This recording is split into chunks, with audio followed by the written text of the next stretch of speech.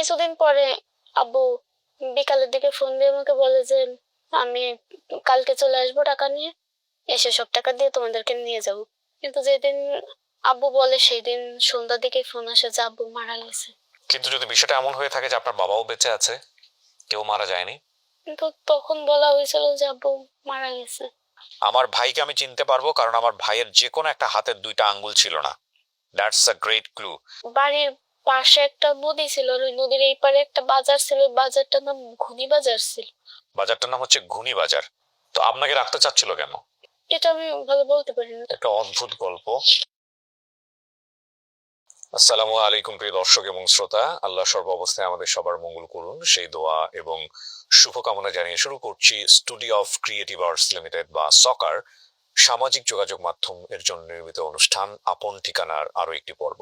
যারা এই পর্বে যুক্ত হয়েছেন আপন ঠিকানা সম্পর্কে জানেন না, তাদের জন্য বলছি আপন ঠিকানা হচ্ছে বাংলাদেশে সামাজিক যোগাযোগ মাধ্যমের জন্য এমন একটি নির্মিত অনুষ্ঠান, যে অনুষ্ঠানের মাধ্যমে অসংখ্য ছেলে মেয়েদেরকে আমরা পোট্রে করেছি, তাদের গল্পগুলো সামনে নিয়ে এসেছি যারা পরিবার থেকে হারিয়ে গিয়েছেন, এবং প্রায় 800-র কাছাকাছি, এবং তাদের মধ্য থেকে প্রায় 500-র কাছাকাছি ছেলে মেয়েদেরকে আমরা পরিবারে ফেরাতে পেরেছি বিগত 4 থেকে 4.5 বছরে।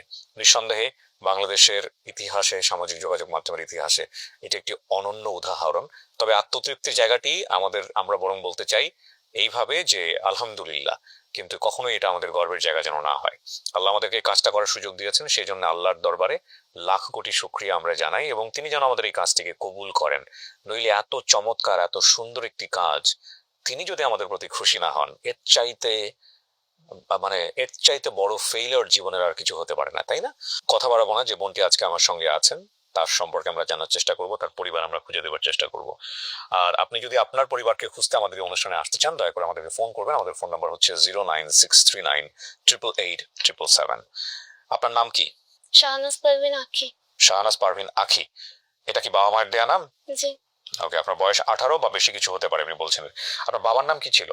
শফিকুল ইসলাম। শফিকুল ইসলাম। আপনার মায়ের নাম মনে নাই? আরেকটা নাম বলছেন আপনি, যেটা হতে পারে, ওটা কোনটা? রিনা বেগম। রিনা বেগম। আপনি কি সবসময় এরকম আস্তে কথা বলেন? জি। কেন?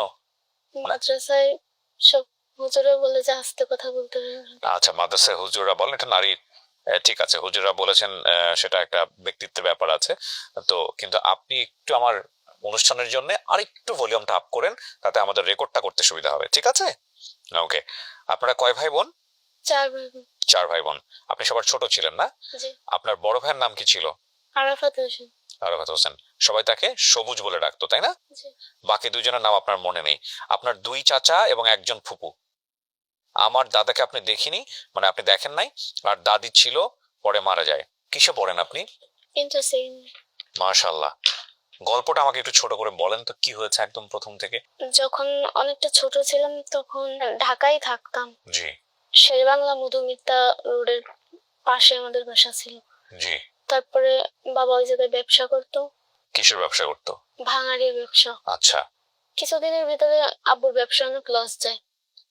আব্বু সেটার জন্য আমাদের নিজস্ব যে বাসাটা ছিল ঢাকায়, সেটা বিক্রি করে দেয়। বিক্রি করে আরেকটা জায়গায় ফ্ল্যাট ভাড়া করে আমরা থাকি।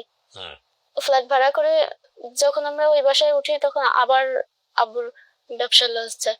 লস গেলেও ওই বাসার বাড়িয়ালির কাছ থেকে আব্বু টাকা ধার নেয়। নেওয়ার পরে এই ব্যবসার কাজে লাগায়, কিন্তু তাতে কোনো উপকার আসে না। তারপর বাড়িয়ালি চাপ দেয় টাকা দেওয়ার জন্য। পরে আব্বু গ্রামে যায় যে জমি বিক্রি করে এনে টাকা দিয়ে দেবে। কিন্তু যেদিন জমি বিক্রি করবে সেদিন আমার দাদি মারা যায়। আচ্ছা। তার জন্য আব্বু জমি বিক্রি করতে পারেন। কিছুদিন পরে আব্বু বিকালের দিকে ফোন দিয়ে আমাকে বলে যে আমি কালকে চলে আসবো টাকা নিয়ে, এসে সব টাকা দিয়ে তোমাদেরকে নিয়ে যাব। কিন্তু যেদিন আব্বু বলে সেই দিন সন্ধ্যার দিকে ফোন আসে যে আব্বু মারা গেছে। কে ফোন দিয়েছে এটা? আমার বড় কাকু। কিভাবে মারা গেল? স্ট্রোক করছিল। আরে।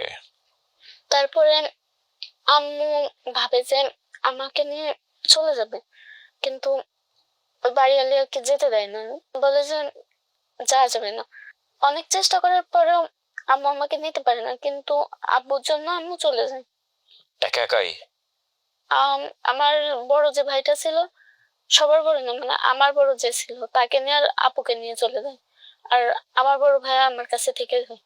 মানে দুইজনকে রেখে বাকি সবাই চলে গেছে। হ্যাঁ, আম্মু চলে গেছে। তারপর তারপরে বাড়িওয়ালি তাও আমাদেরকে রাখছে, প্রতিদিন ফোন দিত, কিন্তু 2-3 দিন পরে আমার মামা আসে যে আমাদেরকে নিয়ে যাবে, বলে যে আম্মুর অবস্থা খুব খারাপ, ওদের দুজনকে নিয়ে যায়, কিন্তু বাড়িওয়ালি বলে যে না, নিয়ে যাওয়া যাবে না।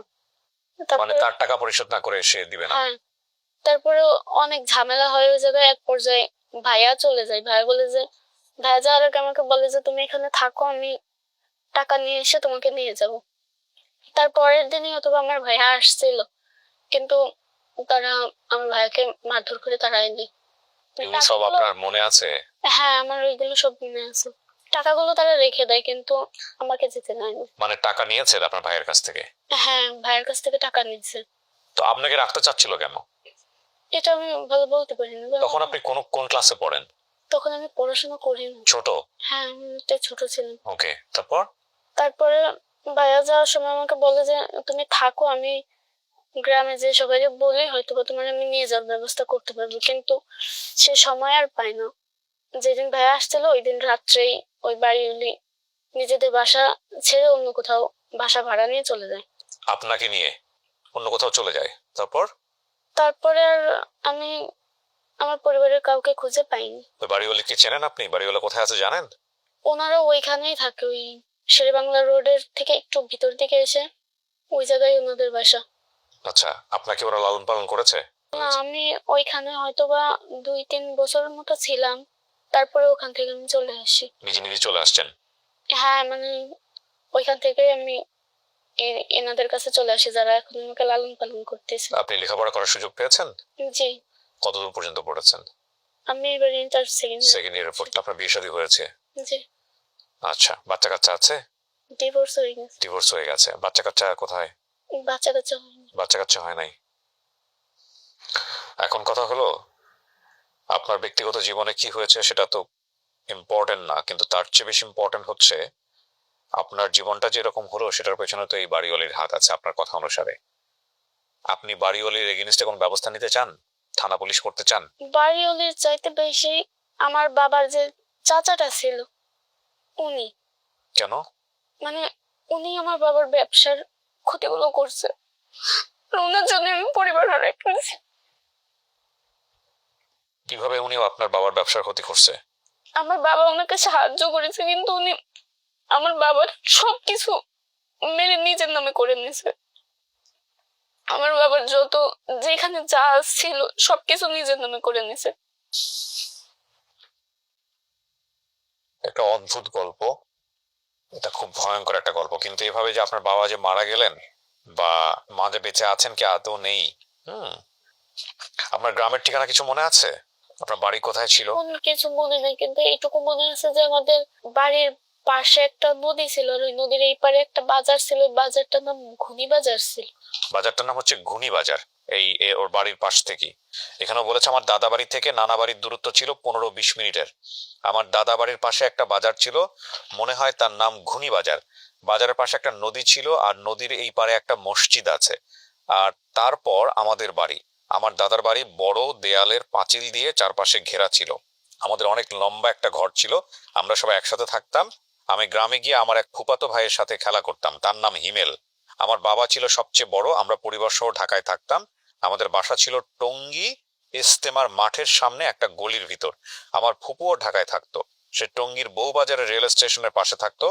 আমাদের সাথে আমার বাবার একটা চাচা থাকতো, সেও আমার বাবার ব্যবসার লেনদেন করত। আমাদের বাসার পাশে মধুমিতা শেরেবাংলা রোড, আর তার পাশে একটা জায়গায় বাবা ব্যবসার কাজ করত। আমার বাবা ঢাকায় ভাঙাড়ির ব্যবসা করত। আমার দাদা বাড়ি থেকে একটু দূরেই নানা বাড়ি ছিল, আমরা নৌকায় করে নানা বাড়ি যেতাম। আমার নানাকে আমি দেখি নাই, আমার নানি ছিল, তবে সে আমার মার সৎ মা ছিল। আমার মামারা 3 ভাই বোন, 2 ভাই, আমার মা একা ছিল। আমার ছোট মামা এই ঘুনি বাজারের একটা কলেজের শিক্ষক ছিল, গ্রামের কথা কিছু মনে নেই। সো ঘুনি বাজারের একটা কলেজের শিক্ষক ছিল হচ্ছে ওর ছোট মামা। আমাদেরকে ঘুনি বাজারটাই খুঁজে বের করতে হবে, গ্রামের কথা আর কিছু মনে নেই। আমার ভাইকে আমি চিনতে পারবো, কারণ আমার ভাইয়ের যে কোনো একটা হাতের 2টা আঙ্গুল ছিল না। That's a great clue. আমরা 3 ভাই বোন, দেখতে আব্বুর মতো দেখতে, আর আপু আম্মুর মতো দেখতে। কিন্তু যদি বিষয়টা এমন হয়ে থাকে যে আপনার বাবাও বেঁচে আছে, কেউ মারা যায়নি, কিন্তু তখন বলা হয়েছিল যে আব্বু মারা গেছে। এটাও তো হতে পারে যে এই ঋণ থেকে বাঁচার জন্য এই ধরনের কথাবার্তা বলছে? হতে পারে কিনা? হতে পারে, কিন্তু আমার বাবা ওই ধরনের মানুষ না। ওকে ফাইন, সব বাবাই তার সন্তানের কাছে হিরো হয়ে থাকুক। আমরা জানি না কি হয়েছে, তবে একটা সন্তানের জীবন তছনছ হয়ে গেছে এই ঘটনায়।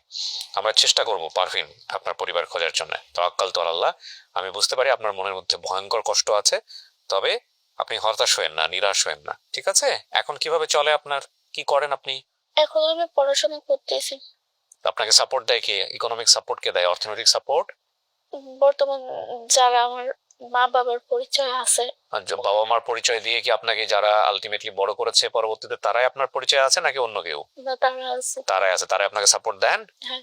ঠিক আছে, আলহামদুলিল্লাহ। সুপ্রিয় দর্শক এবং শ্রোতা, আমরা আমাদের এই শাহনাজ পারভিন বোনটির পরিবার খোঁজার জন্য চেষ্টা করব। বিশেষ করে আমি আমার ভলেন্টিয়ার টিম যারা আছেন তাদেরকে বলতেছি, ভাই প্লিজ একটু চেষ্টা করেন, ওকে ওর পরিবারের কাছে ফেরানো খুবই জরুরি দরকার। এটা খুব হৃদয় বেদনার গল্প, ও বাবার কবর পর্যন্ত দেখতে পারে নাই। তাওয়াক্কাল তো আল্লাহ। প্রিয় দর্শক এবং শ্রোতা, একটা ভালো সংবাদের প্রত্যাশায় আমরা শেষ করছি। আসসালামু আলাইকুম।